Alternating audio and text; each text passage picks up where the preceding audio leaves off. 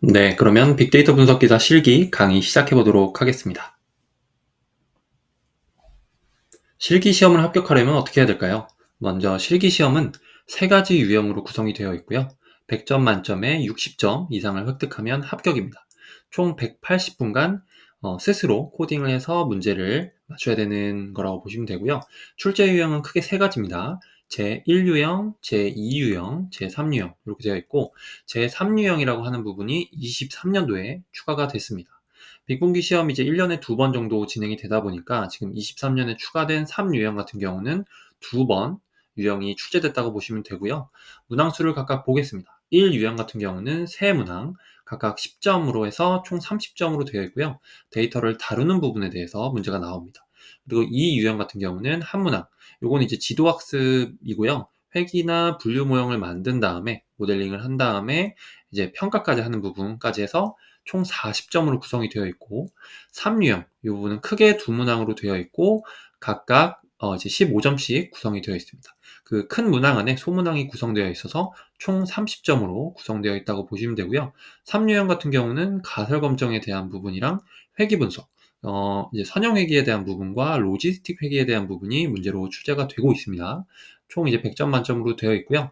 제가 이제 23년도에 추가된 이제 유형에 대해서는 2번 출제가 됐거든요. 이 출제된 유형에 대해서는 본 강의에 별도 영상에 이제 수록을 해놨기 때문에 그 부분을 확인을 해주시면 되고 앞으로 이제 23년 하반기에 출제 경향을 보니까 앞으로 저희가 이제 준비해야 될 사항들이 있거든요. 그 부분은 따로 별도의 영상에서 확인을 해주시면 고맙겠습니다. 이게 이제 공식적으로 실기 과목명은 빅데이터 분석 실무고요. 내용은 데이터 수집, 전처리, 모형 구축, 데이터 모형 평가 이렇게 되어 있습니다. 하지만 실제로 구체적인 부분은 위에서 보시면 돼요. 데이터 다루는 부분, 모델링 및 평가하는 부분, 그리고 가설 검정 및 회귀 분석 이 부분을 보시면 되겠습니다. 실기 시험 유의사항입니다. 일단 가장 중요한 건 응시 전에 데이터 자격 검정 그 공식 사이트에 들어가셔서 공지사항을 꼭 필독하시고 응시를 하셔야 됩니다.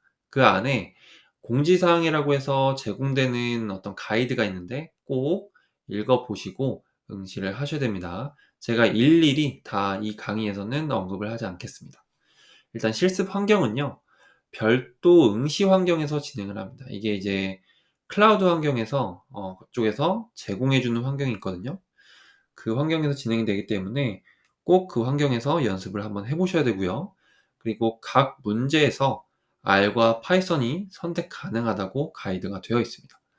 제약 사항이라고 보면 일단 코드 라인별로 실행이 불가하고요. 그래프, 단축키, 자동 완성이 미제공된다고 합니다. 그리고 코드 실행 시간이 1분으로 제한이 되어 있고 제공된 패키지만 사용이 가능합니다. 내가 평소에 사용하던 패키지를 추가로 설치하는 것이 불가합니다. 그래서 자격검정 그 사이트에서 공지사항을 할 때 패키지가 어떤 것이 깔려 있는지 공지를 하기 때문에 그것을 꼭 확인하시고 가시면 될 것 같고요. 제약사항에 대해서 사실 제약사항만 볼 게 아니라 이 제약사항을 가지고 우리가 실제로 응시할 때 우리 입장에서 한번 이제 해석을 한번 해봐야 되잖아요. 해석을 해보면 코드 라인별로 실행이 불가하다는 뜻은 주석 처리, 샵을 잘 사용을 하라는 의미입니다. 이 주석 처리라고 하면 코드가 실행이 되지 않고 내가 텍스트로 어떤 메모 같은 걸 해놓을 수 있는 거거든요. 한 번 실행을 하면 전체 코드가 실행이 되기 때문에 중간중간에 주석 처리를 잘 사용을 하셔서 어, 코드가 잘 실행이 되고 있는지를 확인을 하셔야 됩니다. 두 번째는 이제 그래프, 단축키 자동 완성이 미제공된다고 했잖아요. 이제 이 얘기는 뭐냐면 코드를 통으로 외워야 된다는 얘기입니다. 코드를 외우라는 얘기고, 그리고 한 가지 조금 뭐 이점이라고 하면 그래프를 미제공하기 때문에 그래프를 그릴 필요가 없어요. 그래프 관련된 코드를 우리가 알 필요가 없습니다.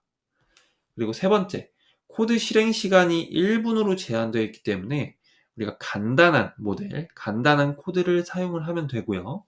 제공된 패키지만 사용을 하라고 했기 때문에 우리가 별도로 뭐 추가로 패키지를 공부할 필요가 없어요.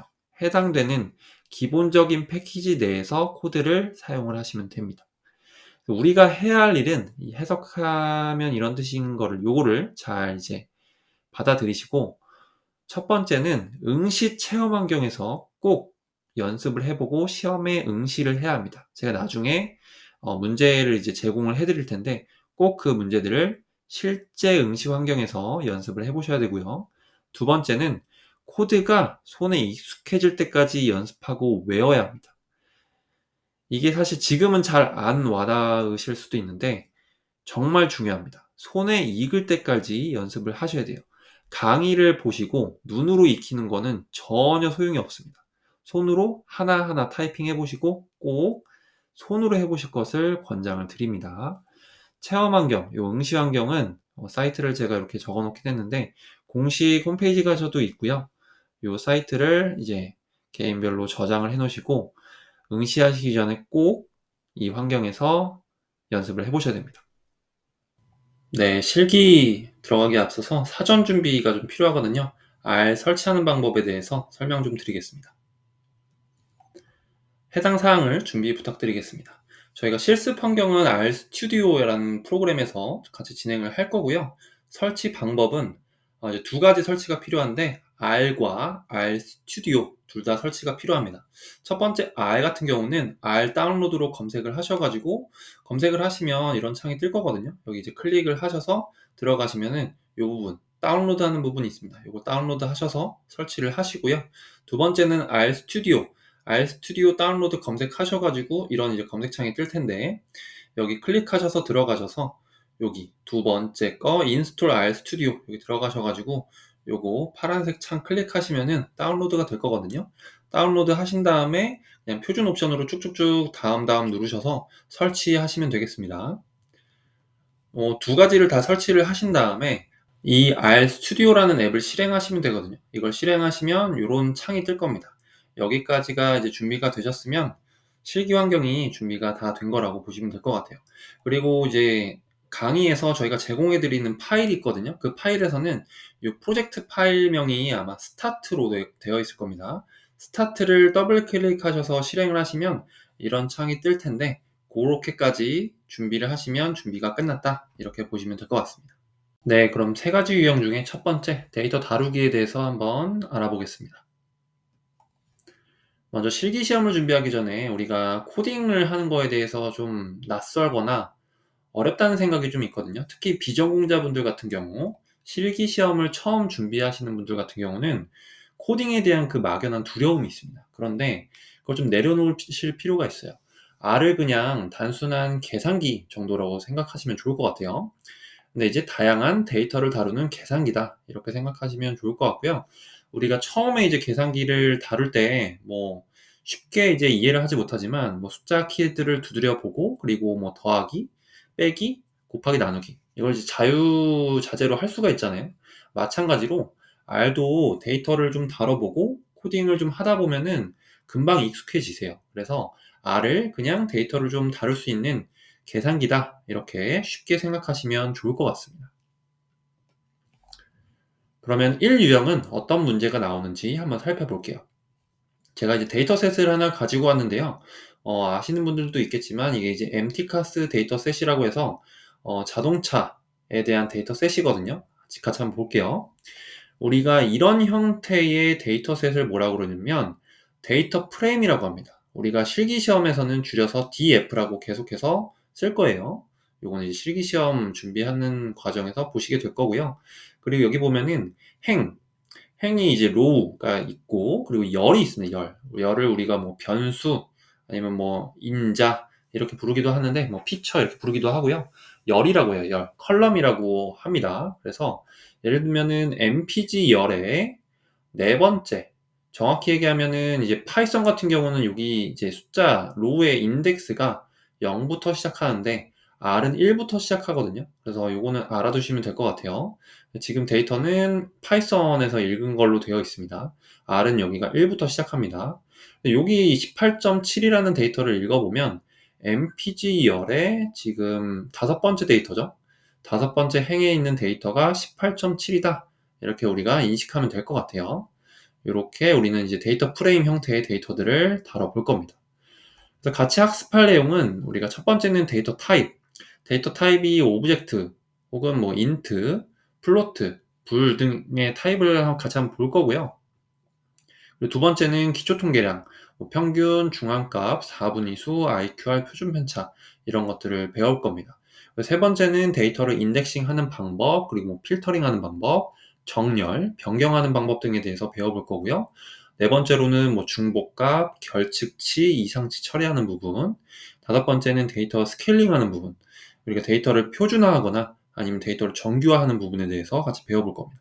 그리고 데이터를 합치는 거, 데이터를 어떻게 합칠 수 있는지, 일곱 번째는 날짜와 시간 데이터, 그리고 인덱스를 어떻게 다루는지에 대해서 같이 한번 배워볼 거고요. 예시 문제를 같이 한번 볼게요. 어떤 문제가 나오냐면, 한번 볼게요. 이 데이터셋에서 MPG 변수를 민맥스 스케일링을 하고 최대 최소 정규화하는 거거든요. 나중에 같이 배울 겁니다. 0.5가 넘는 데이터 개수를 구하시오. 이제 민맥스 스케일링을 하면 데이터 요 한 열의 데이터가 최소값은 0, 맥스값은 1이 되거든요. 최대값은 1로 이제 변환을 시켜주는 거예요. 거기서 0.5가 넘는 데이터의 개수를 구하시오. 이런 문제들. 두 번째는 기어가 3과 4인 자동차 그룹의 MPG 평균값 차이를 절대값으로 구하시오. 기어가 여기 요 변수거든요. 기어가 이제 3일 때와 4일 때의 자동차 그룹에 각각 이제 그룹으로 나눌 수가 있겠죠. 기어가 3인 그룹, 기어가 4인 그룹에 MPG 평균값 차이를 절대값으로 구하시오. 이런 문제들. 그리고 MPG 변수의 이제 상자 그림 기준으로 이상치의 개수를 구하는 문제들. 이런 문제들이 출제가 됩니다. 기출 트렌드를 같이 보면 최근 이제 23년이 6회와 7회가 진행이 됐거든요. 시간 데이터와 상관 분석이 나왔습니다. 요 기출 트렌드를 쭉 이제 알아두시고 해당하는 문제는 언제고 다시 나올 수 있기 때문에 요 문제들은 꼭 같이 학습을 하셔야 되고 이 실기를 수강을 하시면 요 문제들이 다 들어가 있거든요. 요거를 각각 실습을 통해서 배우시면 될 것 같아요.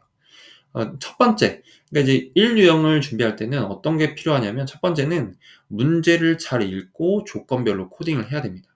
이제 점점 그 조건들이 많아지고 있거든요. 트렌드를 보면 조건들이 과거에는 뭐 단순하게는 뭐 1개, 2개 있는 경우도 있지만 최근에는 조건들이 뭐 3개, 4개씩 나오기도 해요. 그래서 조건별로 끊어서 잘 이제 문제를 읽으신 다음에 코딩을 하셔야 됩니다.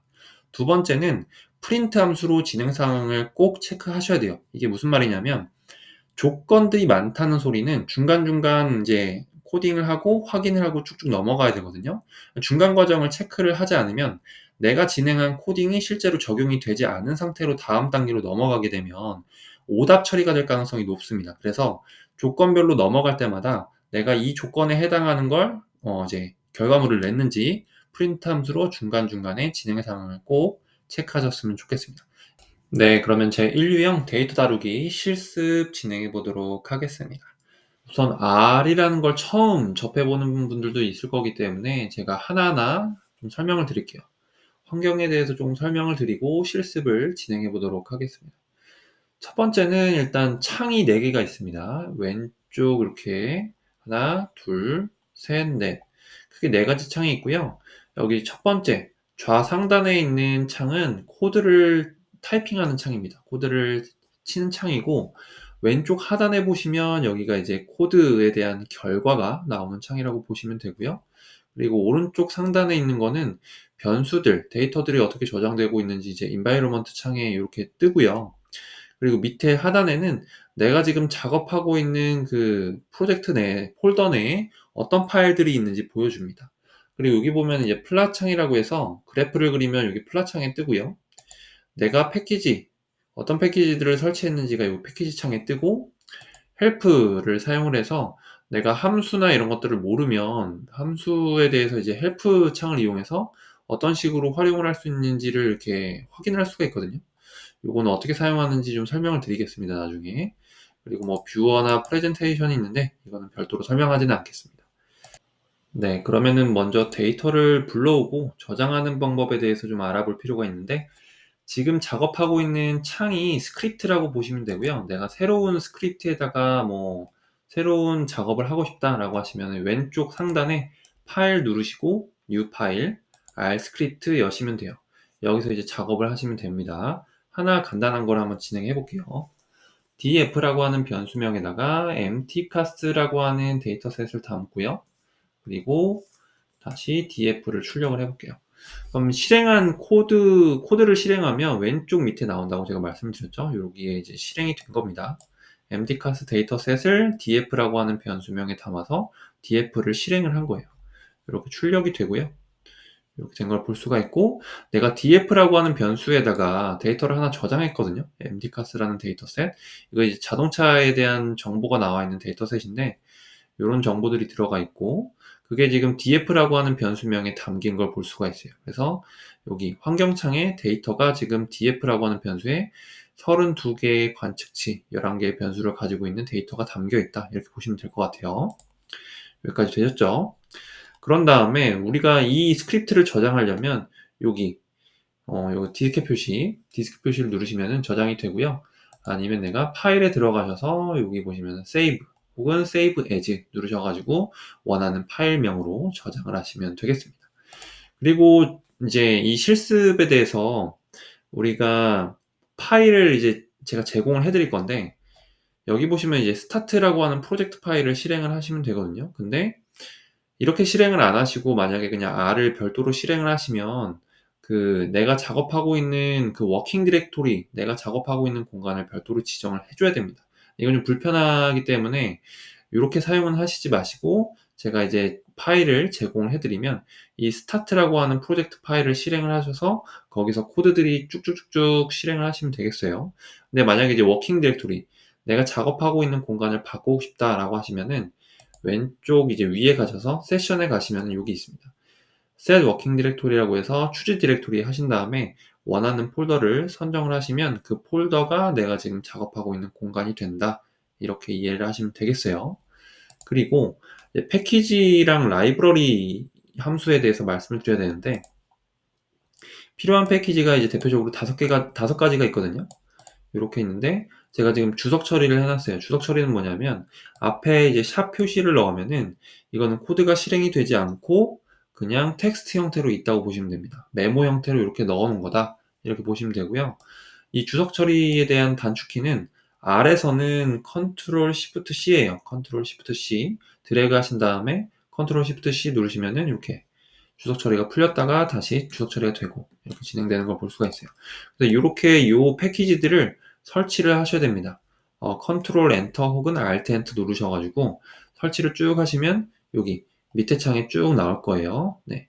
그리고 밑에 창을 내가 뭐 작업을 하다가 좀 지우고 싶다라고 하시면은 이쪽에 이제 빗자루 표시가 있거든요. 빗자루 표시를 누르시면은 깔끔하게 제거가 되는 걸 볼 수가 있어요. 네. 나중에 뭐 그림을 그리시거나 여기 플랫 창에서도 빗자루 표시가 있고요.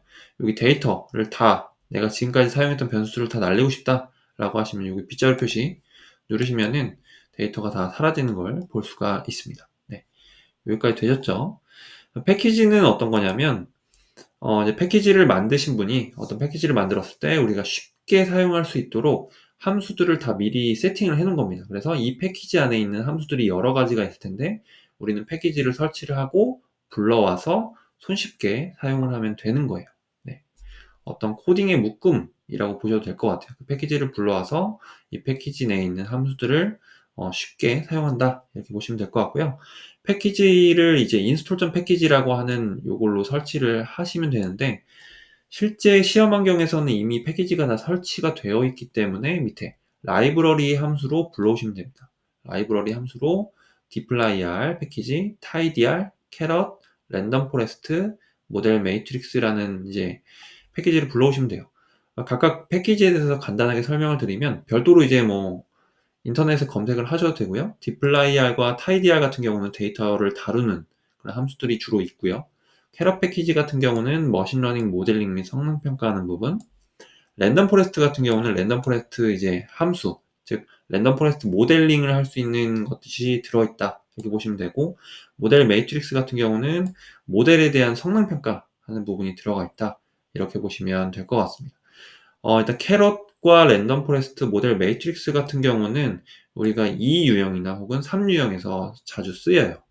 2유형이나 3유형에서 쓰이고 1유형에서는 굳이 쓰실 필요가 없을 것 같아요. 근데 우리가 전체 과정을 봤을 때 제가 이제 필요한 패키지를 5가지로 해놨거든요. 요 5가지는 1유형, 2유형, 3유형을 다루는데 필요하다. 이렇게 이해하시면 될 것 같습니다. 그리고 이제 패키지를 왜 라이브러리로 불러와야 되나요? 이렇게 질문을 하실 수도 있는데, 패키지들마다 동일한 함수를 쓰는 그런 함수들도 있고요. 그리고 리소스 문제 때문에 우리가 사용을 할 때마다 라이브러리로 패키지를 불러와야 된다. 이렇게 이해를 하시면 될 것 같아요. 그래서 내가 R을 실행을 하면 패키지를 일단 라이브러리 함수로 불러와야 된다. 이렇게 이해를 하시고, 내가 R을 종료한 이후에 다시 R을 실행시켰다 하더라도 어떤 코딩을 하기 전에 라이브러리는 불러오신 다음에 사용을 하셔야 됩니다. 네. 되셨죠? 그런 다음에 이제 테마에 대해서 좀 설명을 드릴 건데요.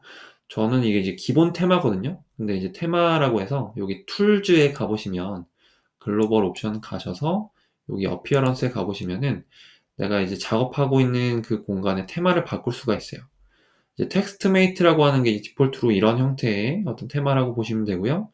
강의에서는 파스텔 온 다크라고 해서 요 내용을 사용을 할 겁니다. 이제 블랙 바탕에 흰색으로 이제 코딩이 되어 있는 걸 사용을 할 거고, 이게 실제 환경이랑도 비슷하기 때문에 저는 이걸 사용을 할게요.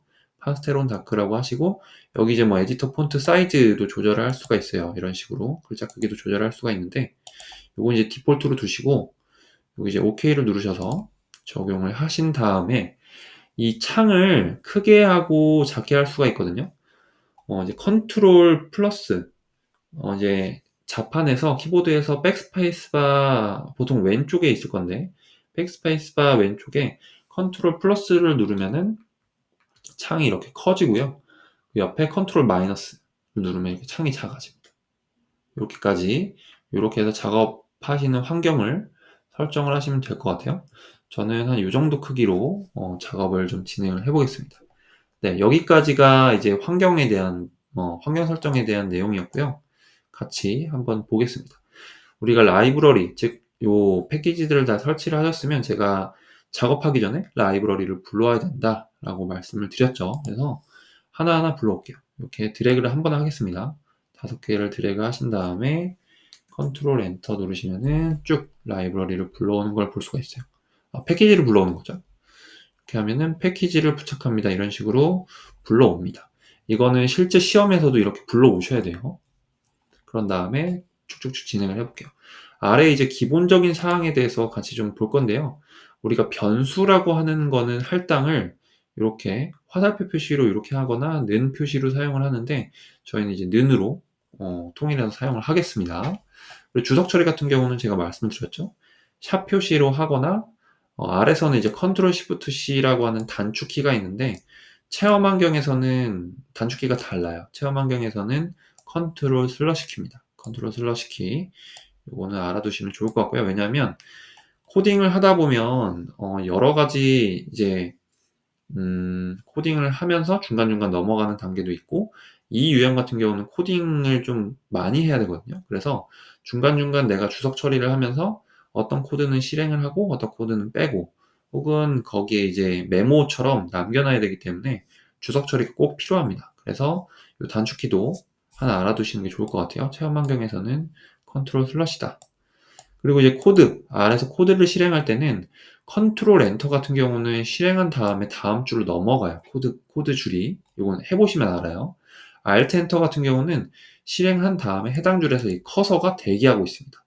컨트롤 엔터를 누르면 밑으로 넘어간다. 이렇게 보시면 되고, 우리가 이제 출력이 있는데, 출력은 프린트 함수를 쓰시거나 cat 함수 쓰시면 돼요. 저희는 파이썬에서도 프린트를 쓰기 때문에 아래서도 이제 프린트 함수를 써서 진행을 할 거고, cat 함수와의 조금 차이점이 있거든요. 그건 제가 강의 중에 중간중간 한 번씩 실행을 하면서 설명을 드리겠습니다. 그리고 이제 벡터라고 하는 거를 이제 생성을 하는데, 벡터는 그냥 데이터를 담아 놓는다. 데이터를 어떤 뭉치에 담아 놓는다. 이렇게 생각을 하시면 될 것 같아요. 그래서 C, 소문자 C 쓰고 가로 안에 데이터를 넣어서 데이터를 담아 놓는다. 이렇게 보시면 될 것 같습니다. 한번 해볼까요?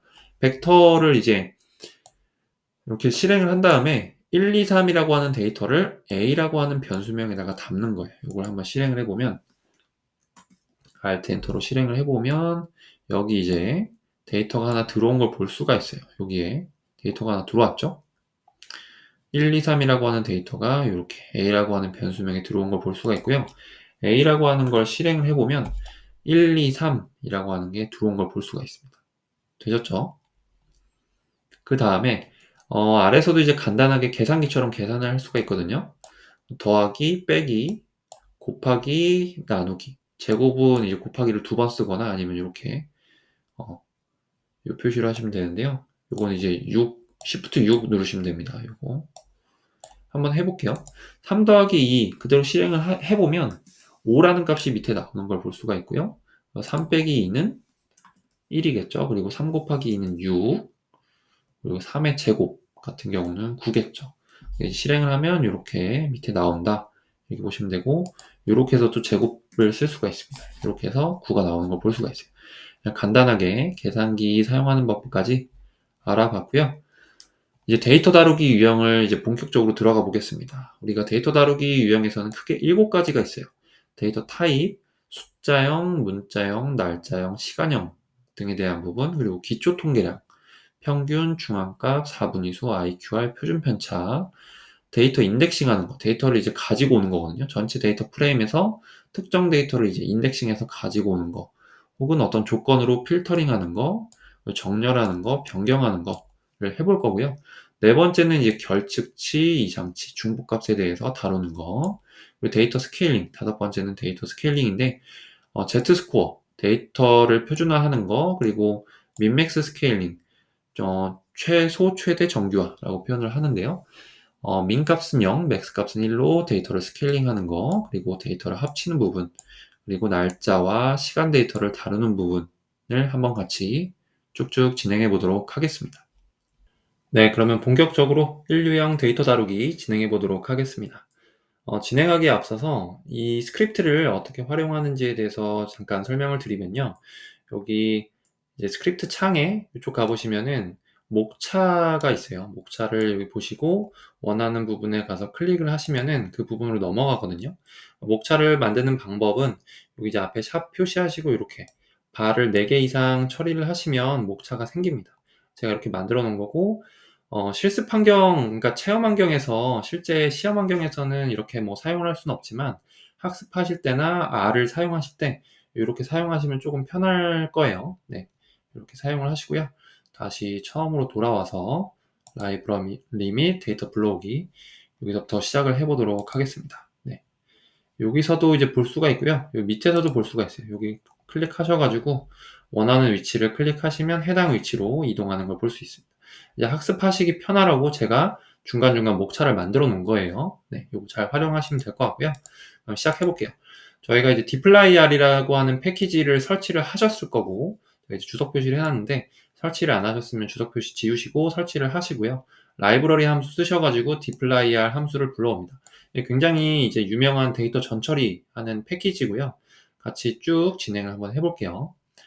우리가 MTCAS 데이터셋을 원래 R에는 내장 데이터로 있기도 한데 앞에 이제 제가 첫 번째 변수를 좀 바꿔놨어요. 그래서 이 데이터를 이제 제공을 해드릴 텐데 이 데이터를 불러옵니다.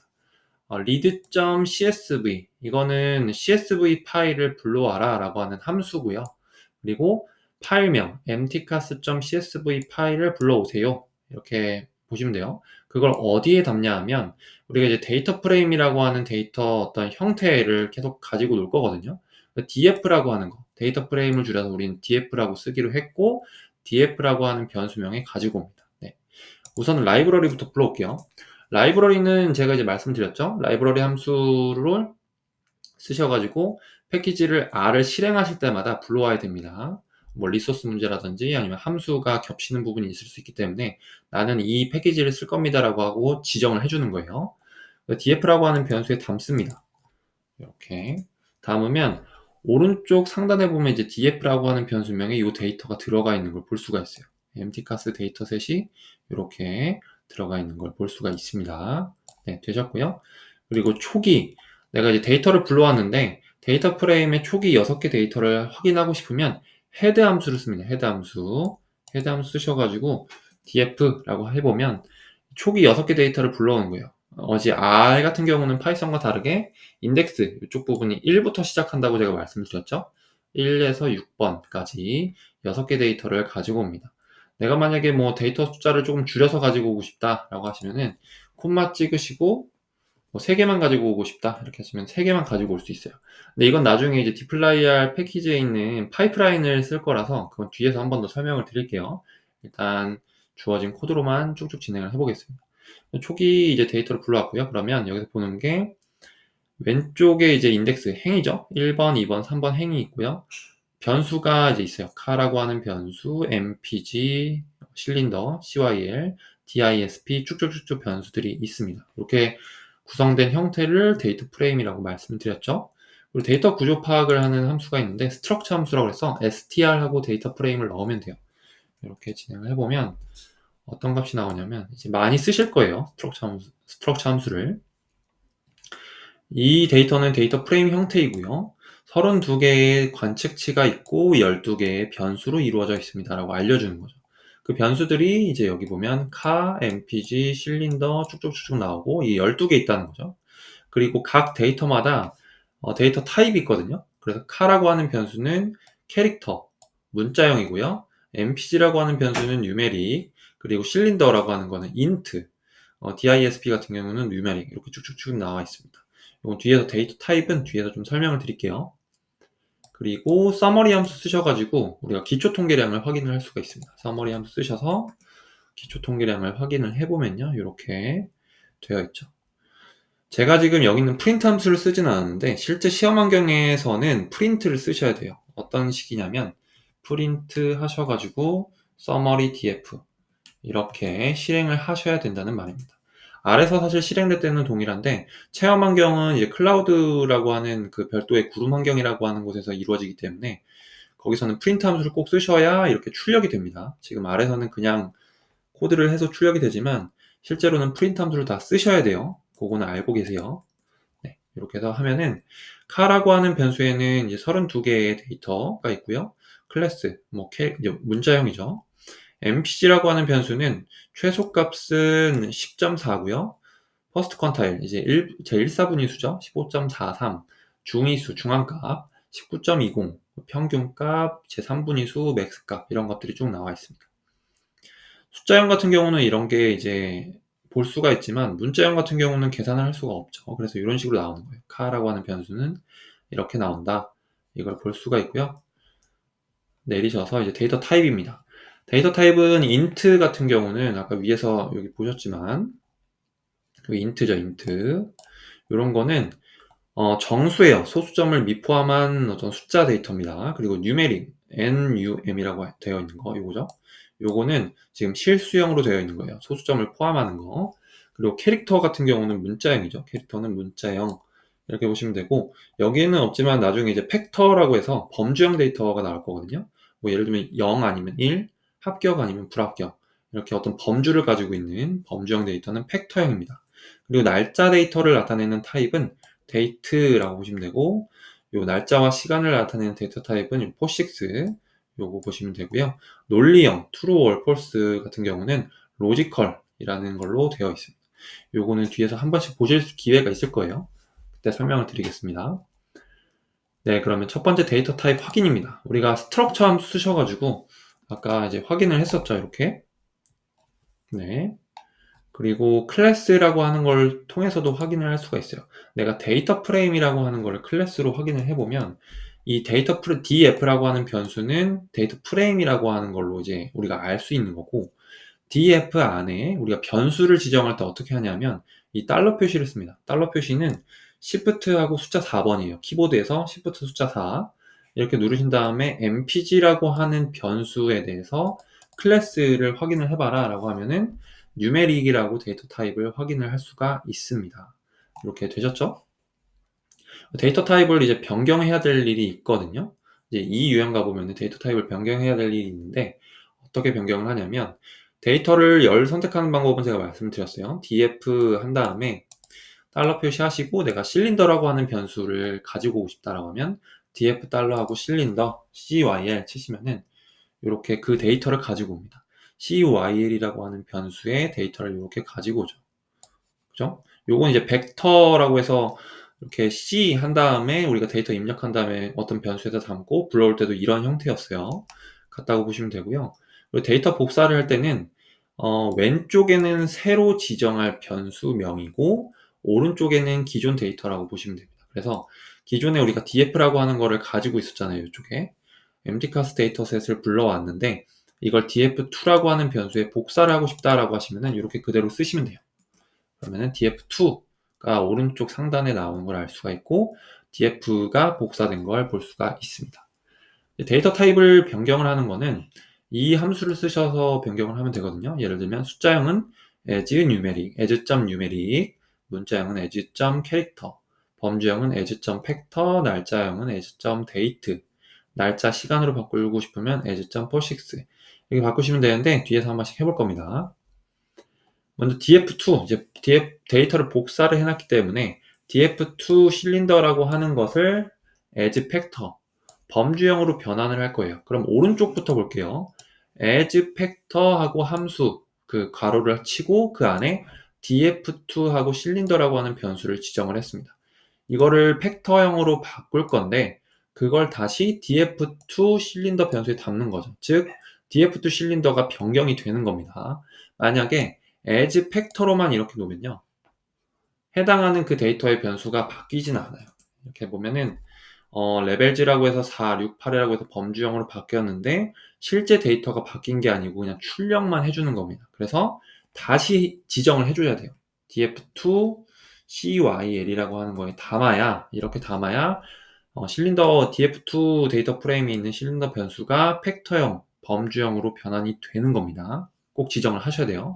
그래서 다시 이걸 한번 실행을 하시고 그 다음에 스트럭처 함수 쓰셔가지고 df2를 실행을 해보면 우리가 실린더라고 하는 변수가 요 팩터형으로 바뀐 걸 알 수가 있어요.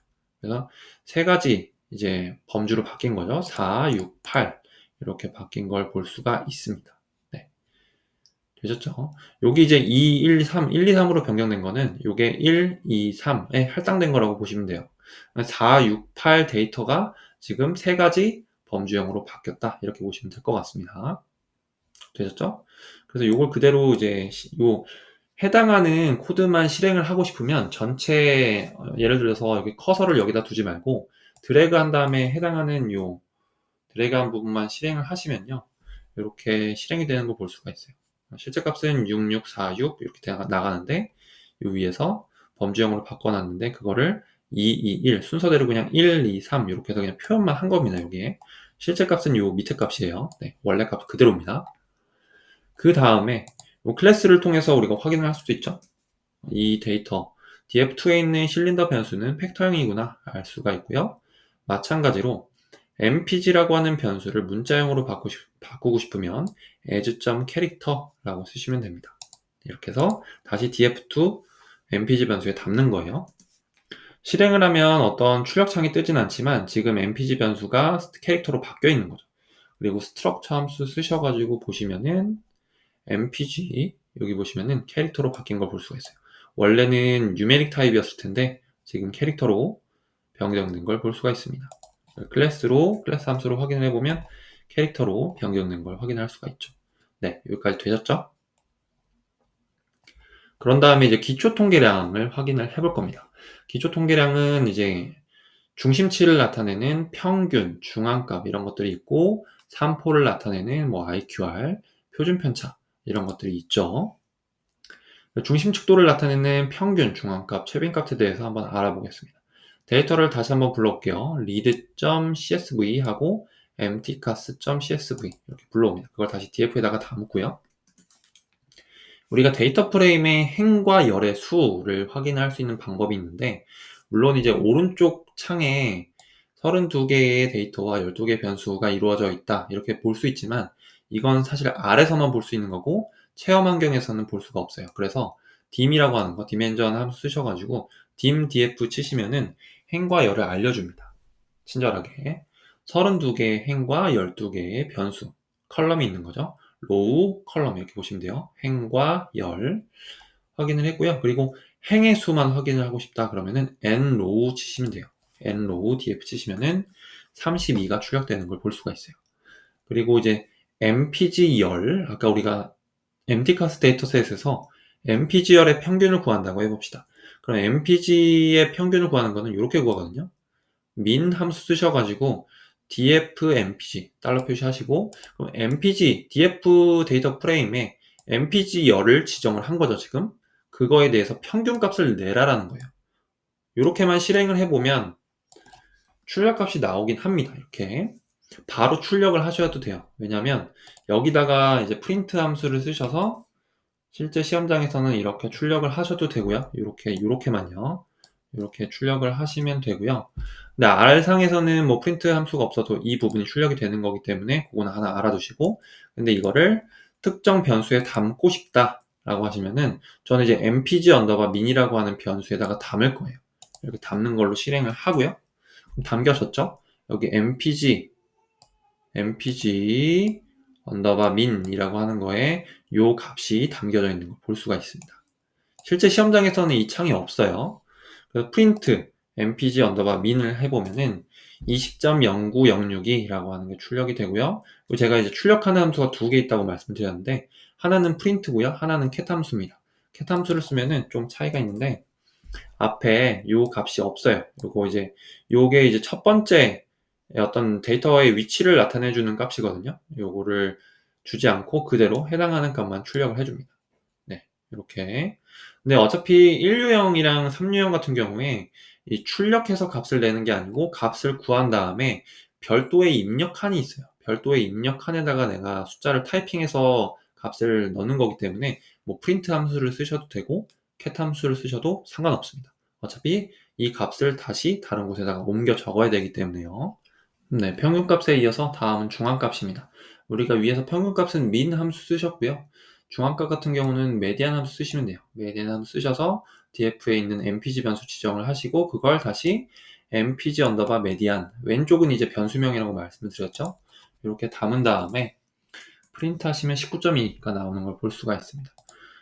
제가 이제 Alt 엔터랑 컨트롤 엔터를 말씀을 드렸는데, 컨트롤 엔터 하면 보세요. 컨트롤 엔터 하면 지금 커서가 여기 윗줄에 있는데, 컨트롤 엔터 하면은 커서가 밑에 줄로 내려가요. 근데 Alt 엔터를 하면 같은 실행이 돼도 R상에서는 커서가 위에 남아 있습니다. 요거는 하나 참고하시고요. 그리고 채빈값 구하는 거. 빈도수가 범주형 데이터에서 빈도수가 가장 높은 이제 값을 구하는 거죠. 뭐 우리가 테이블 함수로 구할 수가 있는데, 실린더 이제 변수를 이렇게 테이블로 구해보면 4, 6, 8이라고 하는 값이 있는데 4는 11개, 6은 7개, 8은 14개가 있는 걸 확인할 수가 있고, 여기서 최빈값은 그럼 8이라는 걸 알 수가 있죠. 근데 이제 R에서 최빈값을 구하는 직접적인 함수가 없어요. 뭐 다른 패키지를 불러와서 구할 수도 있는데, 어쨌거나 우리가 그러니까 실제 시험 환경에서 진행을 해야 되기 때문에 이렇게 해서 구할 수는 있거든요. 근데 제 개인적으로는 테이블 함수를 쓰셔서 해당하는 값을 그냥 이제 인식을 하시는 게, 이 값을 그냥 별도 변수에 저장을 하거나 8이라고 하는 직접적인 값을 입력을 하시는 게 좋을 것 같아요. 실제로 이걸 이제 최빈값을 별도로 구할 수는 있는데, 하나하나 보면 뭐 위치맥스 함수 들어가고 네임즈라고 하는 함수 들어가거든요. 요거를 이제 각각을 한번 실행을 해볼게요. 테이블 함수 실행시키면 이렇게 나오고요. 위치맥스까지 드래그 하셔가지고 실행을 해보시면 요 8이라고 하는 값이 세 번째 위치에 있습니다. 이렇게 지정을 해주는 거거든요. 위치 맥스니까요. 그런 다음에 네임즈까지 치시면은 이제 8이라고 하는 걸 출력을 해줍니다. 좀 복잡하죠? 함수가 지금 3개나 들어가 있기 때문에 직관적으로 보시려면은 테이블 함수 쓰시는 게 좋을 것 같아요. 그래서 이걸 그대로 프린트를 하면 8이라고 하는 값이 출력이 되긴 합니다. 이건 하나 알아두시고요. 3포도를 나타내는 값, 우리가 분산, 표준 편차, 뭐 IQR, 범위 등이 있었죠. 분산 같은 경우는 이제 베어리언스라고 해서 VAR 이렇게 치시면 돼요. 함수를. 그래서 MPG 변수에 이제 분산을 구하고 싶다, 이렇게 구하시면 돼요. 그걸 이제 MPG 언더바 VAR에 담아놓고 프린트 하시면은 이제 분산이 구해질 수가 있죠. 그리고 표준 편차는 SD라고, 스탠다드 데비에이션이라고 해서 SD로 구합니다. 동일하게 진행을 해보면 표준 편차는 6.03 정도 나오는 걸 알 수가 있어요. 그리고 IQR을 구할 수가 있는데, IQR이 뭐죠? 우리가 Q3 제 3, 4분위수에서 1, 4분위수를 뺀 거죠. 이걸 하나하나 구해보면 우리가 퀀타일이라고 하는 함수를 쓸 수 있거든요. 그 4분위수 구할 때 퀀타일이라고 하는 함수에 여긴 데이터를 넣습니다. mpg 변수에 0.25, 0.25면 25%에 해당하는 값을 구하라고 하는 거거든요. 그걸 Q1에다가 담죠. 그런 다음에 Q1에 대해서 프린트를 함수를 해보면 이렇게 25% 위치한 값이 15.425라고 하는 걸 알 수가 있고요. 마찬가지로 제3사분위수는 75% 위치한 값이잖아요. 동일하게 구하면 Q3가 22.8이 나오는 걸 알 수가 있습니다. 그런 다음에 IQR은 Q3에서 Q1을 빼라고 했죠. 그래서 IQR이라고 하는 변수명에다가 담아놓고 IQR을 프린트해보면 7.375가 나와요. 요거 22.8에서 15.425 뺀 값입니다. 근데 이게 이제 IQR을 요거 그대로 이제 프린트를 하시면 퀀타일 함수에 있던 남아있던 이 값이 계속 좀 따라다니긴 하거든요. 그래서 cat 함수를 쓰셔서 진행을 해보면 요 값만 가지고 오는 걸 알 수가 있습니다. 그죠? 요건 그냥 무시하셔도 돼요. 7.375 요 값만 알고 계시면 될 것 같습니다. 이렇게 해서 IQR 구해봤고요. Q2도 마찬가지로 퀀타일 한 다음에 MPG 변수의 0.5, 50%에 위치한 값이죠. 이거 Q2에다가 담아놓고 Q2를 출력을 해보면 19.2가 나오는 걸 알 수가 있어요. 근데 우리는 Q2가 어차피 중앙값이잖아요. 근데 메디안 값으로 구할 수도 있죠. 맞죠? 이렇게 구해도 값이 동일하게 나오는 걸 알 수가 있습니다. 19.2. 네, 이렇게 해서 중앙값까지 확인을 해봤고요. 그 다음에 레인지. 레인지는 최대값에서 최소값을 뺀 거잖아요. 그래서 우리가 최대값 구하는 함수는 max로 구하고요. 최소값은 min값으로 구합니다. 그걸 각각 어떤 변수명에다가 담는 거예요. mpg 언더바 max 출력을 하면 max 값이 나오고 min 값도 출력을 해보면 최소값이 나오죠. 10.4. 요거를 우리가 이렇게 뺄 수가 있죠. 그냥 변수에서 변수명으로 빼줄 수도 있어요. mpg max에서 mpg min을 이렇게 빼서 레인지라고 하는 거에다가 담으면 이걸 담은 다음에 출력을 해보면 23.5가 나오는 걸 알 수가 있습니다. 그거는 33.9에서 10.4 값을 뺀 거죠. 그리고 이제 레인지 함수를 직접적으로 활용을 할 수도 있는데 뭐 편하신 걸 쓰시면 돼요. 근데 직관적으로 편한 거는 이제 위에로 이렇게 각각 구해서 빼주는 게 조금 더 직관적으로 이해하기가 편할 텐데 레인지 함수는 어떤 거냐면 mpg 변수에 대해서 레인지를 쓰면은 값이 두 개가 나옵니다. 하나는 최소값, 하나는 맥스값, 최대값. 그래서 우리가 내가 첫 번째 값을 가지고 오고 싶다라고 하면은 이렇게 인덱싱을 하시면 돼요. 1번 이렇게 대괄호하고 1번으로 치면은 10.4라고 하는 값을 가지고 오고요. 2번으로 하면 33.9를 가지고 옵니다. 이제 레인지 함수를 쓰셔가지고 내가 직접적으로 그냥 33.9에서 10.4를 빼셔서 그 값을 어떤 변수명에다가 담으셔도 돼요. 그죠? 근데 그게 아니라 코드를 하나하나 실행을 하고 싶다라고 하면은 이게 이제 최대값이었고 이게 최소값이었기 때문에 이렇게 코딩을 한 다음에 이걸 이제 mpg 언더바 레인지에다가 담으셔서 그걸 프린트 하셔도 되죠. 이렇게 이제 과거에는 이제 뭔가 프린트 함수를 해서 출력값으로 결과값을 냈다고 하면 지금 그러니까 시험 환경이 바뀌었어요. 별도로 값을 입력하기 때문에 내가 그냥 어떤 값을 출력을 한 다음에 그냥 수동으로 계산을 하셔도 됩니다. 굳이 코딩을 해서 출력할 필요가 없다는 얘기예요. 네, 넘어갈게요. 그 다음에 분포의 비대칭도. 우리가 이제 분포의 비대칭도라고 하면 뭐 외도 그리고 첨도 이런 것들이 있었죠. 관련 패키지가 이제 라이브러리 이제 패키지가 E1071이라고 하는 요 패키지 안에 들어있긴 한데 이게 지금 시험장에서 제공되는 패키지가 아니에요. 7회 시험에서는 이 패키지가 없었고요. 물론 이 패키지 말고도 다른 패키지에서 이제 분포의 비대칭도, 외도나 첨도를 구하는 함수들이 있을 텐데 아마 제 생각에는 별도의 패키지가 없을 것 같아요. 아마 다루지 않을 것 같습니다. 외도랑 첨도는. 근데 어쨌거나 우리가 전체적으로 한번 이제 데이터 다루기에서 여러 값들을 봐야 되기 때문에 제가 가지고 왔고요. 이제 라이브러리를 한번 불러올게요. 만약에 이 패키지가 설치가 안 되어 있으시면 패키지를 설치하시면 됩니다. 외도는 스큐니스죠. 이렇게 해서 mpg 변수의 스큐니스 구해서 이 변수에다가 담고 프린트 함수를 쓰셔서 출력을 하시면 이제 외도는 0.61이 나오는 걸 알 수가 있고 첨도 같은 경우는 이렇게 컬토시스 하셔가지고 구하시면 이렇게 돼요. 마이너스 0.37 값이 나오는 걸 볼 수가 있습니다. 그런 다음에 이제 기타 합계를 구할 수도 있고 뭐 절대값을 구하고 뭐 행의 수를 구하는 문제가 나올 수 있거든요. 합계 같은 경우는 그냥 쉬워요. 썸 함수 치시면 됩니다. mpg 변수의 값이 이렇게 값이 있잖아요. 아까 여기 제가 위치한 그 숫자의 위치라고 했죠. 첫 번째 값이 21이라는 값이고요. 14번째 값이 15.2라고 해서 숫자의 위치를 표시를 해주는 겁니다. 여기 왼쪽은 sum 함수 치셨기 때문에 요 해당하는 값들을 모두 더하는 거예요. 아까 우리가 데이터가 32개가 있다고 했거든요. 각 변수마다 32개 값을 다 더하면 sum 함수로 다 더한 다음에 요 mpg sum에다가 넣고요. 변수로 지정을 한 다음에 이렇게 하시면 642.9 이 데이터를 다 더하면 642.9가 되는구나 알 수가 있습니다. 이제 익숙해지시면 바로 그냥 이 값을 그냥 프린트 함수 치시면 돼요. 이렇게 아래서는 그냥 이렇게 할 수 있지만 실제 시험 환경에서는 이 앞에 프린트 함수를 꼭 쓰셔야 됩니다. 됐고요. 절대값 같은 경우는 abs 여기 앞에 abs 함수 쓰시면 돼요.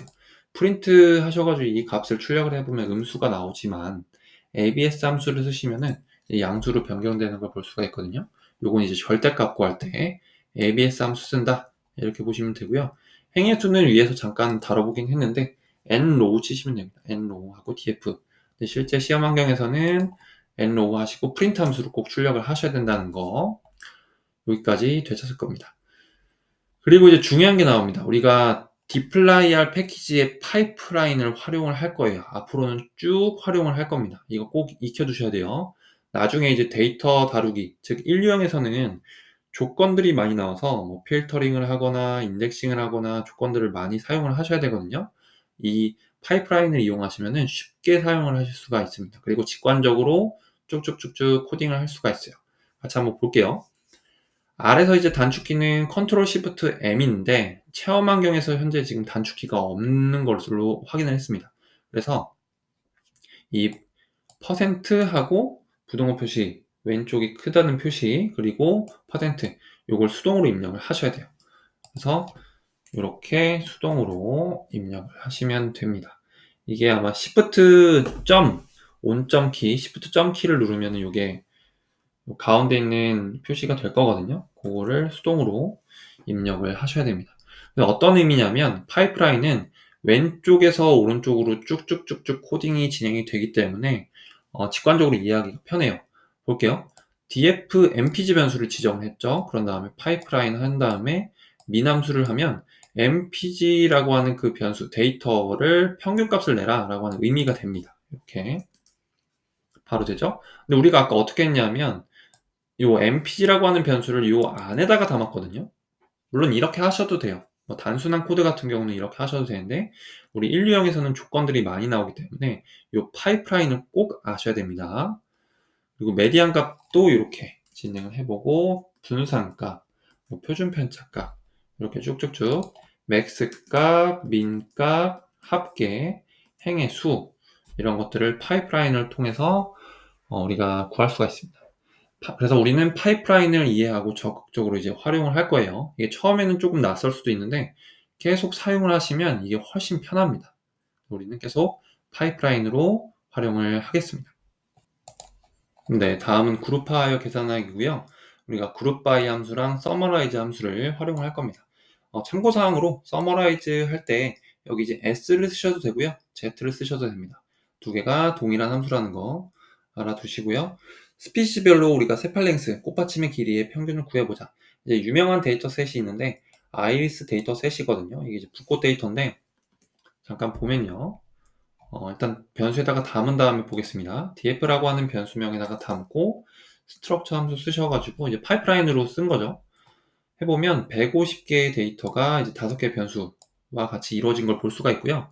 여기 보시면은 4가지, 요 세팔 랭스 위드, 페탈 랭스 위드, 요거는 꽃받침의 길이와 넓이에 대한 부분, 그리고 스피시즈는 그 붓꽃의 종에 대한 부분입니다.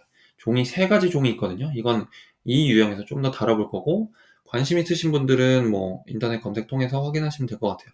워낙 유명한 데이터셋이어가지고, 어쨌거나 지금 우리는 이 종별로 종이 3가지가 있다고 했잖아요. 붓꽃의 종이 3가지가 있는데 종별로 이 꽃받침의 길이의 평균을 구해보고 싶은 거예요. 그래서 df라고 하는 변수의 그 데이터셋에서 파이프라인으로 이어서 나는 그룹 바이 함수 쓰셔가지고 종별로 이제 확인을 해볼 건데 어떤 걸 확인을 할 거냐? 서머라이즈를 할 거예요. 서머라이즈를 할 건데 나는 세팔랭스의 평균값을 보고 싶어. 근데 이 평균값을 보는 그 변수명을 뭘로 지정을 할 거냐 하면 min SL이라고 하는 걸로 지정을 할 거야. 이렇게 된 거를 SL이라고 하는 변수명에다가 담은 거죠. 지금은 조금 이해 안 되실 수도 있는데 출력을 한번 해볼게요. SL이라고 하는 변수명에다 담고 프린트 함수를 해보면 볼게요. 하나하나 보면 되거든요. 스피치라고 하는 거 세 가지 종으로 분류가 됐고, 나는 아까 요 세팔 랭스 꽃받침 길이의 평균 값을 min SL이라고 하는 변수명, 요 변수명에다가 담아서 출력을 할 거야, 요약을 할 거야 라고 한 거죠.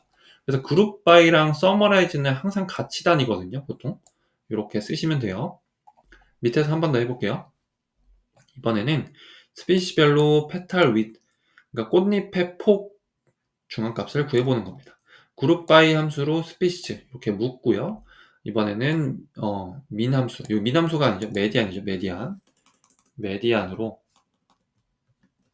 이렇게 쓰셔가지고 이 페탈 위트, 꽃잎의 폭을 구해보는 겁니다. 이걸 PW라고 하는 변수명에다가 담은 거고요. 이렇게 확인을 해보면 스피시즈라고 하는 걸로 묶은 거고요. 첫 번째 그룹 바이로 묶은 거고, df라고 하는 데이터셋에서 그룹 바이 함수로 스피시즈로 묶은 거고, 그 다음에 어떤 걸 할 거냐 하면 메디안 값을 구할 건데, 이 min pw라고 하는 변수명에다가 메디안 값들을 서머라이즈 해줘 라고 하는 의미입니다. 그래서 이렇게 출력이 되는 거예요.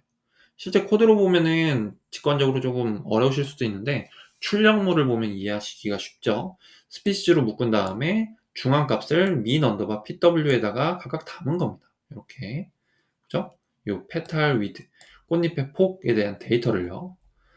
그리고 스피시별로 모든 변수의 평균을 구해볼 수도 있잖아요. 그러면은 df라고 하는 데이터셋에서 그룹 바이 스피시로 묶고, 이번에는 summarize가 아니라 summarize all 하시면 돼요. summarize all 하신 다음에 여기는 어떤 걸로 묶을 건지, 평균 값으로 묶으려면 min을 쓰시면 되고, 뭐 중앙값으로 묶고 싶으면 median을 치시면 됩니다. 이렇게 해서 출력을 하시면은 이렇게 나오는 걸 볼 수가 있어요. 해석을 해보면 세토사라고 하는 종은요, 세팔 랭스라고 하는 변수의 평균값이 5고요. 5.01이고요. 그리고 버지컬러라고 하는 거는 세팔 랭스의 평균값이 5.94를 볼 수가 있어요. 이게 원래 데이터는 어떻게 되어 있었냐면 df 볼게요. df 스트럭처 한번 쓰셔가지고 이렇게 출력을 해보면 이게 각각의 종마다 각각의 데이터가 있는 거거든요. 근데 종별로 지금 데이터를 묶은 거라고 보시면 돼요. 종별로 데이터를 묶어서 각각의 변수, 지금 변수가 4개 있었죠? 이렇게 요 4가지 변수를 평균값으로 묶은 겁니다. 세토사라고 하는 종은요, 요 4개의 변수에 대한 평균값을 준 거죠. 그죠? 그룹을 3가지 그룹핑을 한 거죠. 그죠? 버지칼라, 버지니까 각각 이제 각각의 변수에 대해서 평균값을 이렇게 구했다라고 이해하시면 될 것 같습니다. 네, 다음은 세 번째, 데이터 인덱싱, 필터링, 정렬, 변경 등에 대해서 한번 알아보겠습니다. 첫 번째는 데이터 인덱싱이고요. 데이터를 먼저 불러올게요. empty class 데이터를 df라고 하는 변수명에다가 우선 담고요. 파이프라인 이용해가지고 헤드 함수 쓰면 이렇게 쓸 수가 있습니다. df 파이프라인 헤드 함수. 그럼 초기 6개 데이터를 이렇게 가지고 오죠. 이렇게. 우리가 행렬, 인덱싱이 뭐냐면 데이터의 일부를 내가 가지고 와서 출력을 한번 해보겠다는 거예요. 볼게요. df하고 여기 이제 대괄호를 쳐놨는데요. 왼쪽은 행이고 오른쪽은 열입니다. 그 사이에 이제 콤마로 이루어져 있고, 이 뜻을 한번 보면 여기 콜론이 있는데 df라고 하는 변수에서 행을 1번부터 2번까지 가지고 오고, 열은 1번에서 3번 열을 가지고 와라. 요거를 이제 실행을 해보면 이렇게 되어 있어요. 원래 데이터셋이 어땠냐면은 여기 한번 볼까요? df 헤드로 쳤으면은 이렇게 요 데이터셋이었거든요. 근데 내가 1번부터 2번까지 행 여기고요. 열이 1번부터 3번째까지니까 카, mpg, 실린더 이렇게 3개를 가지고 온다고 보시면 돼요. 그래서 밑에 거 출력한 거 보면 이렇게 2개의 행과 3개의 열을 가지고 온 걸 볼 수가 있습니다. 또 어떻게 실행할 수가 있냐면 이렇게 할 수도 있지만 요 벡터 형태로 C 해가지고 안에다가 숫자를 넣어서 이렇게 가지고 올 수도 있거든요. 동일합니다. 제가 동일한 그 결과물을 낼 수 있게 코드를 짜는 거고요. 이렇게 가지고 올 수 있고, 변수 같은 경우는 이렇게 이제 사실 코드를 보면 데이터셋을 내가 보지 않는 한 1, 2, 3으로 가지고 오면 1번, 2번, 3번 열이 어떤 건지를 모를 수가 있어요. 그래서 내가 원하는 열의 이름을 이렇게 가지고 오면 누군가가 내 코드를 봤을 때 쉽게 이해를 할 수가 있겠죠. 저도 이제 본인이 코딩을 한 다음에 나중에 내가 다시 코드를 봤을 때도 이 세 가지의 변수를 가지고 오는구나 알 수가 있습니다. 사실 좀 더 좋은 코드는 요 밑에 코드라고 보시면 돼요. 네, 그럼 한번 실행을 해볼까요? 실행을 해보면 이렇게 두 개 행과 세 가지 변수가 인덱싱된 걸 볼 수가 있죠. 되셨고요. 그럼 만약에 나는 첫 번째와 두 번째 행만 이제 가지고 오고 싶다. 모든 열에 대해서 첫 번째와 두 번째 행만 가지고 오고 싶다라고 하면은 이쪽을 공란으로 두시면 됩니다. 비워두시고 이쪽을 콤마만 찍어 놓으시면 첫 번째와 두 번째 행만 가지고 온 걸 볼 수가 있고요.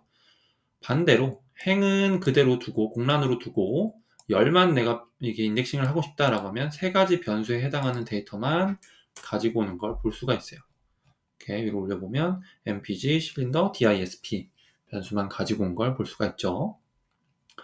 그리고 우리가 dplyr 패키지를 활용을 해서 이제 행을 가지고 올 수도 있고 열을 가지고 올 수도 있는데요. 슬라이스는 행에 대해서 다루는 거고 select 함수는 열에 대해서 다루는 겁니다. 그래서 df에다가 파이프라인으로 이어서 슬라이스 1 콜론 3이라고 하면 1부터 3까지의 이제 데이터 1부터 3까지의 행을 가지고 와 라는 의미가 되는 거죠. 실행을 보면 이렇게 되죠. 그래서 첫 번째부터 세 번째까지 행을 가지고 온 걸 볼 수가 있습니다. 그리고 특정 행을 내가 가지고 오고 싶다라고 하면 1번, 5번, 7번 이렇게 지정을 하셔서 가지고 오시면 돼요. 왼쪽에는 사실 3개의 데이터를 해서 1번, 2번, 3번으로 되어 있지만 원 데이터로 보면은 1번, 5번, 7번 행이 지금 불러와진 걸 볼 수가 있습니다. 다음은 열을 따라 볼 건데요. 이제 select 함수 쓸 거예요.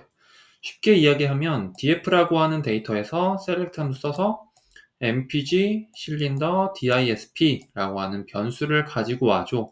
그런 다음에 그 데이터에서 초기 6개 데이터를 가지고 와 라고 하는 거죠. 요 줄이 그걸 의미하는 거죠. 실행을 해보면 이렇게 세 가지 변수에 대해서 필터링을 인덱싱을 하고 그 다음에 헤드 함수로 가지고 온 걸 볼 수가 있습니다. 그리고 이제 select 함수 내에서 mpg부터 disp까지 요 콜론으로 찍으면 그 사이에 있는 변수들을 모두 가지고 오는 거거든요. 원래 df라고 하는 그 데이터셋은 어떻게 구성이 되어 있었냐면 위로 올려보면 mpg 실린더 disp 이런 순서대로 쭉 가거든요. 근데 mpg부터 disp 요 사이에 있는 모든 값을 가지고 와 라고 하는 거기 때문에 mpg 실린더까지 포함이 되겠죠. 그래서 출력을 해보면 동일한 결과값이 출력되는 걸 볼 수가 있어요.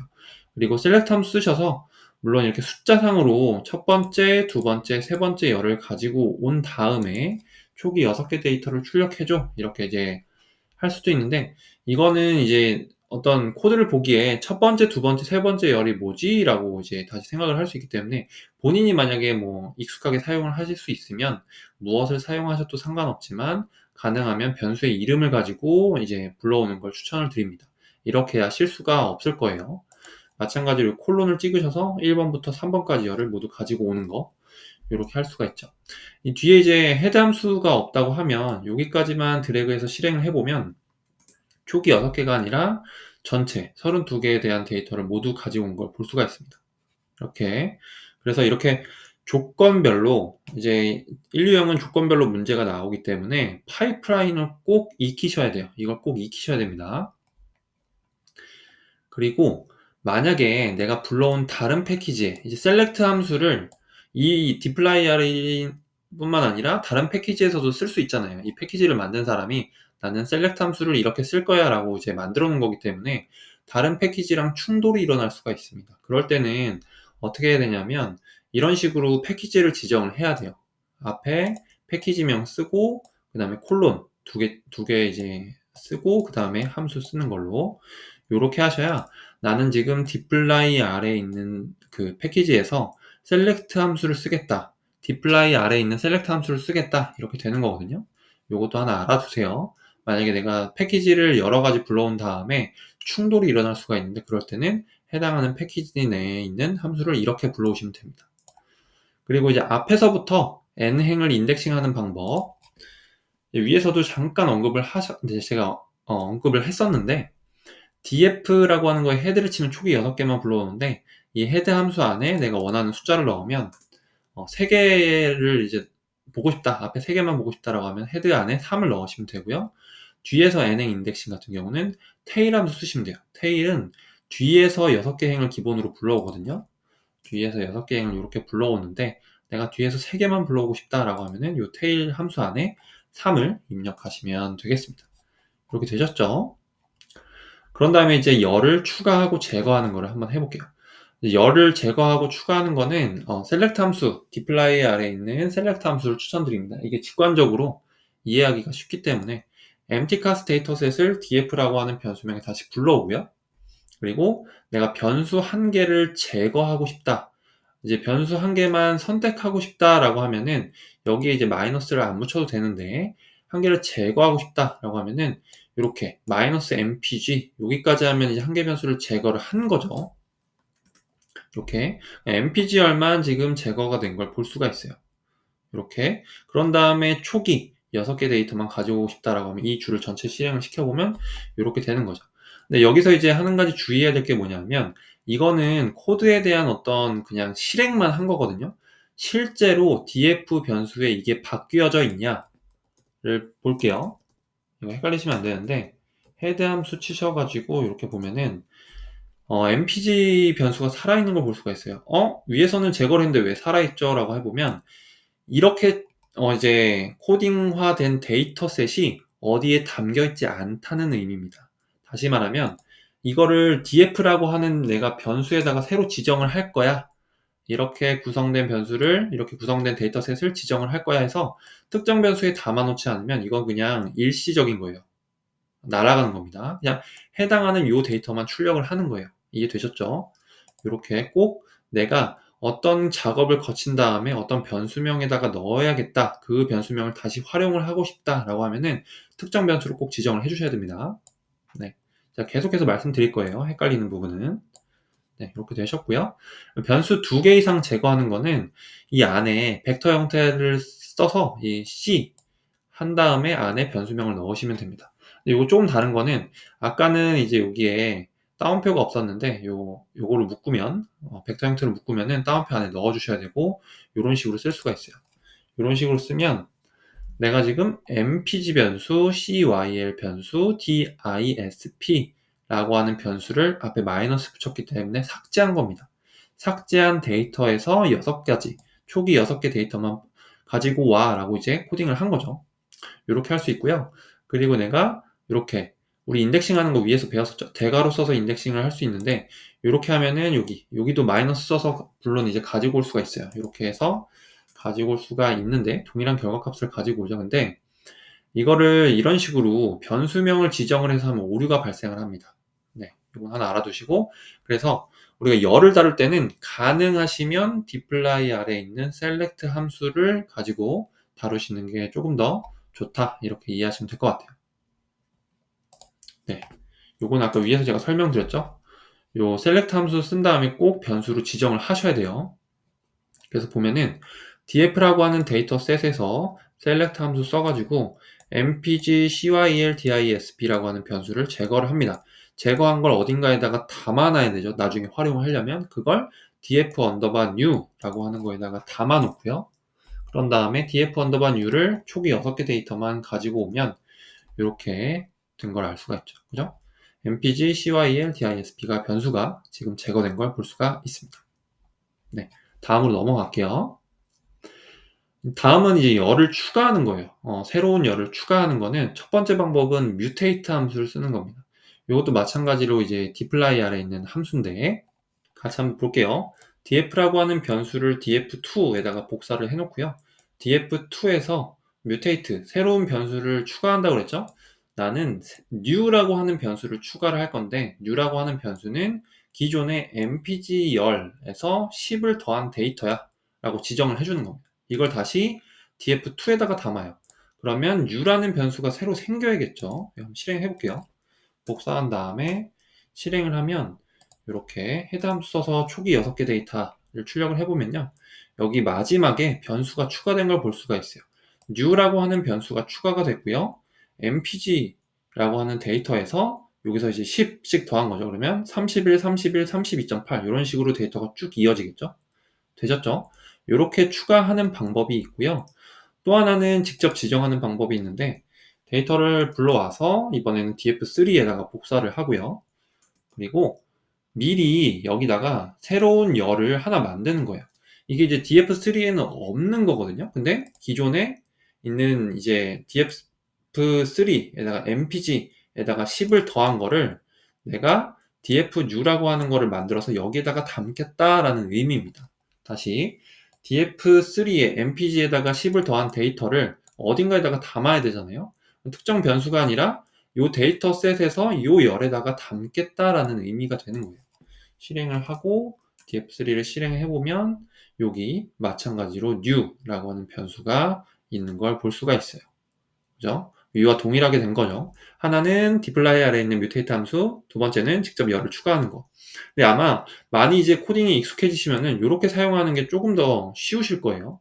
굳이 함수를 쓰지 않아도 직관적으로 내가 새로운 변수를 df3에서 만들 건데 그 변수는 특정 변수에서 어떤 값을 더한 거다. 이게 좀 더 직관적으로 와닿으시죠? 요걸 사용하시는 걸 추천드리고요. 다음은 필터링입니다. dplyr 아래에 있는 이제 필터 함수 쓸 거고요. 이제 볼게요. 한계 조건 필터링 하는 겁니다. 이제 cyl 변수에서 cyl이 4인 데이터의 수를 구하시오. 이제 답은 11개인데 11개가 어떻게 나오는지 한번 보겠습니다. empty class 데이터셋을 df라고 하는 변수명에다가 담고요. 그런 다음에 이제 필터를 하는 거죠. 어떻게 하냐면 df라고 하는 그 데이터셋에서 필터를 할 건데 cyl이 4인 거 이렇게 해서 가지고 오는 겁니다. 이렇게 가지고 온 데이터셋을 어디 담습니까? 컨디션 1. 저는 이제 줄여서 cond1에다가 담을게요. cond1에 담아서 이렇게 담아 놓은 다음에 그런 다음에 우리가 데이터 숫자를 구하라고 했잖아요. 이 cond1을 그냥 드래그해서 출력을 해보면 데이터가 11개거든요. 요 11개. 그죠? 그럼 데이터의 숫자를 구하라고 했으니까 nrow를 하면 행의 수가 돼요. 행의 수. 그래서 행의 수를 구하라 라고 하는 의미가 됩니다. 그래서 데이터의 수를 구하라고 하면 행의 수를 구하시면 돼요. 이렇게 11개라고 보시면 되겠습니다.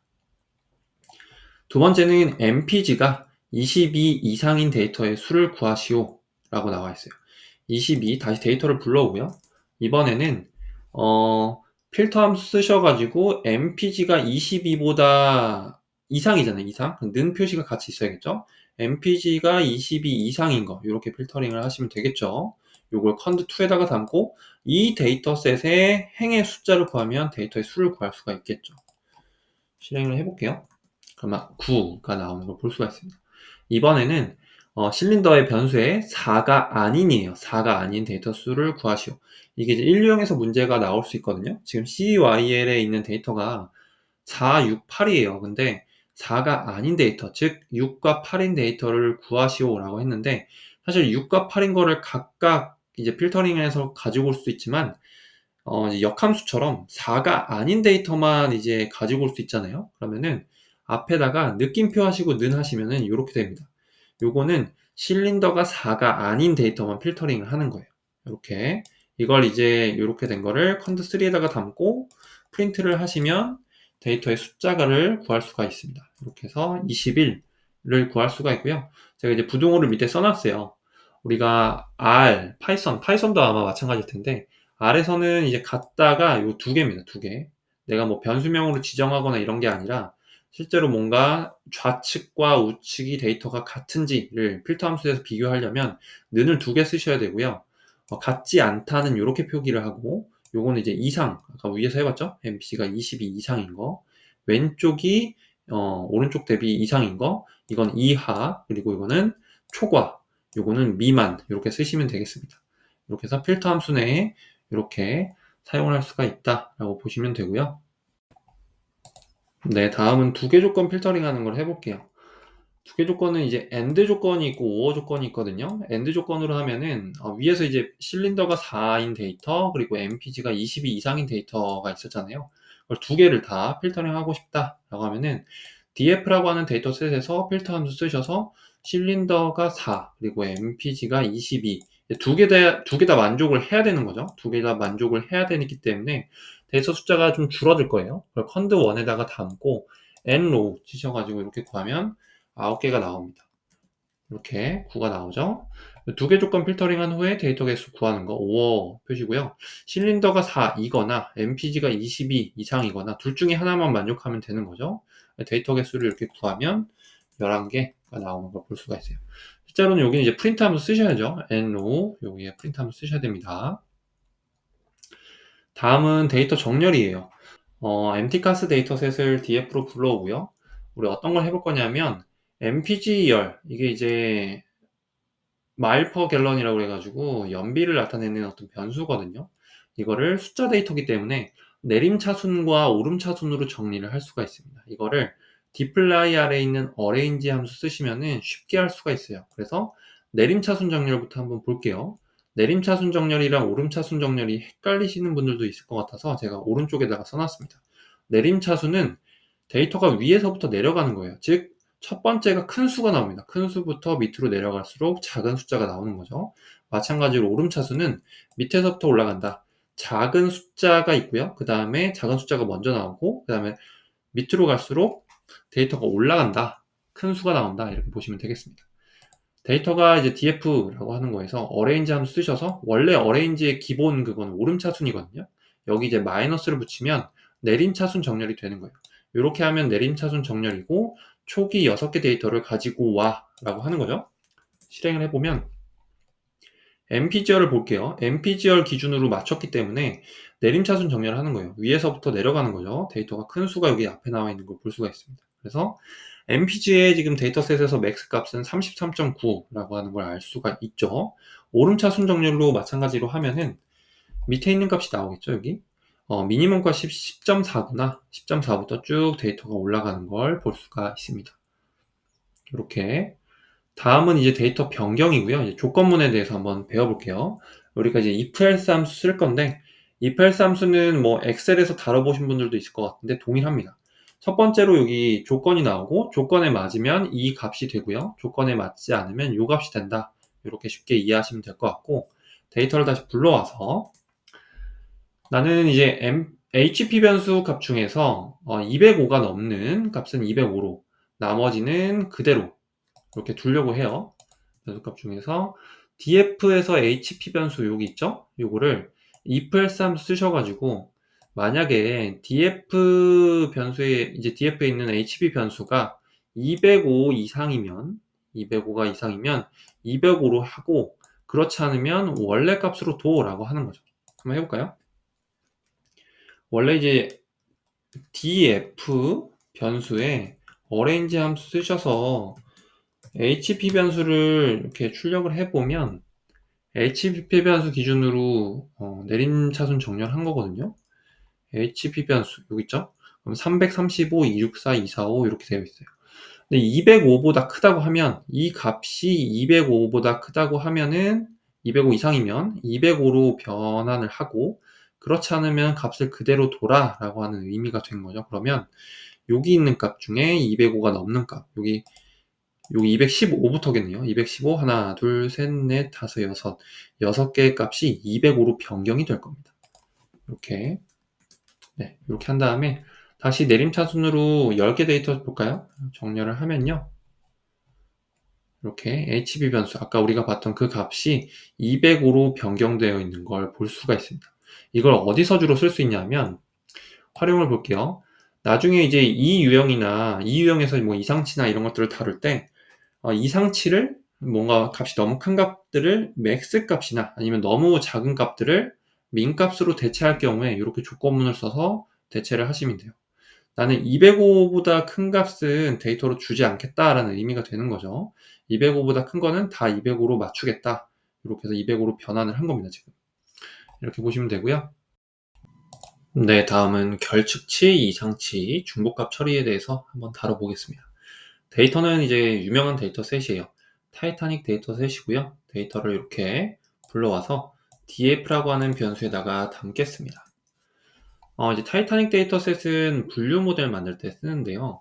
종속 변수는 그러니까 생존을 했는지 안 했는지, 즉 사망인지 생존인지를 0, 1 값으로 나타내고요.